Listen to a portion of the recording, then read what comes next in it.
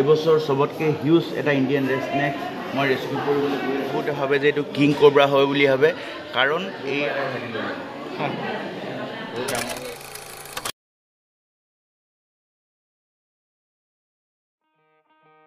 ভাইটি আৰু মই য'ত পঢ়িছিলোঁ আজি তাতে এটা সাপ ওলাইছে ক্লাছৰুমত। এতিয়া যাওঁ আমি ৰেস্কিউ কৰিবৰ কাৰণে। আচলতে শুই আছিলোঁ, উঠাটো বহুত দেৰি হৈ গ'ল। ৰেস্কিউ হৈ থাকে ৰাতি ৰাতি, উঠা দেৰি হয়। ব'লা এখন স্কুল, আৰু সৰুতে ইয়াতে পঢ়িছিলোঁ।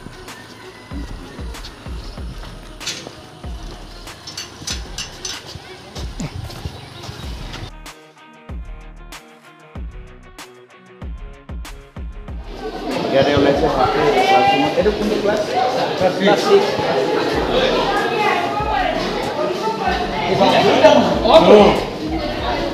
ডাঙৰ এটা হয় আৰু এইটো এটা মুচুৱা হয়।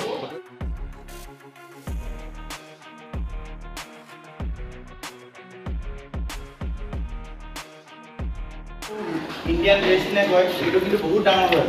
কি কয় এইটো মুচুৱাই হয়, বহুত ডাঙৰ চাইজৰ এটা মুচুৱা হয়। চাইজটো বহুত ডাঙৰ, মানে হিউজ চাইজ। ধেমালি ডাঙৰ নেকি? এইটো মানুহে যদি দেখে পটককৈ হাৰ্ট এটেকো হৈ যাব।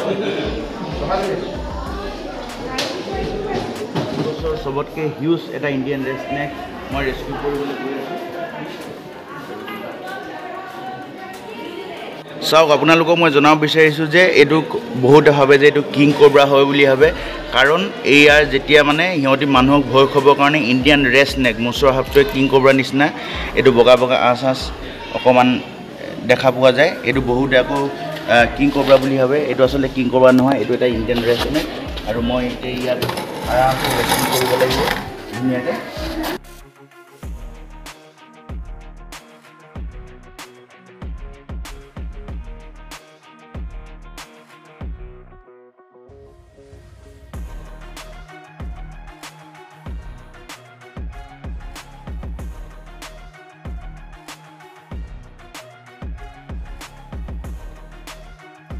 তোমালোকৰ স্কুলত বা এইটো ক্লাছতে কয় যে খেতিয়কৰ বন্ধু বুলি কয় এই সাপটো ইণ্ডিয়ান ৰেড স্নেক।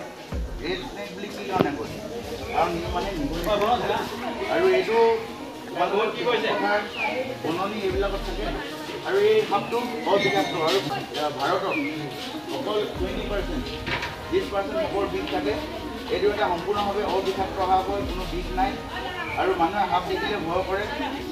আচলতে কি হয়, চব সাপৰ বিষ নাথাকে, আৰু দিনত ওলোৱা প্ৰায়বিলাক সাপৰ বিষ নাথাকে। এইটো আপোনাৰ কিং কোব্ৰা যেন লাগে, এইটো বগা বগা দাগ দিছে ন। আচলতে ই মানুহ ভয় খাবৰ কাৰণে কিং কোব্ৰাৰ নিচিনা মানে এক্টিং কৰে মানুহ। তো একো নাই, এইটো নন ভেনামাছ হয়। আৰু প্ৰায় মানে কি হ'ল, ভয়তে মানুহ হাৰ্ট এটেক হৈ মৰে। চিন্তা কৰিবলৈ কোনো কথা নাই, ঠিক আছে। এতিয়া আমি এইটো ভৰাই দিওঁ।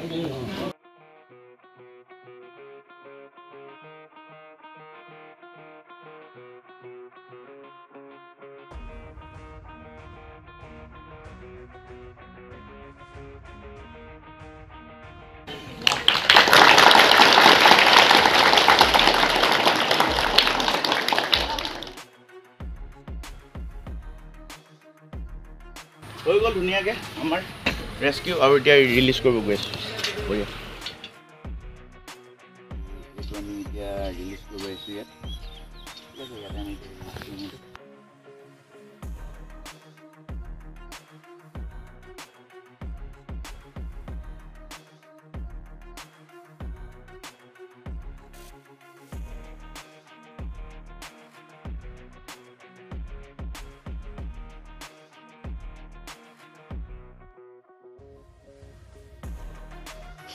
ধুনীয়াকৈ ৰিলিজ হৈ গ'ল।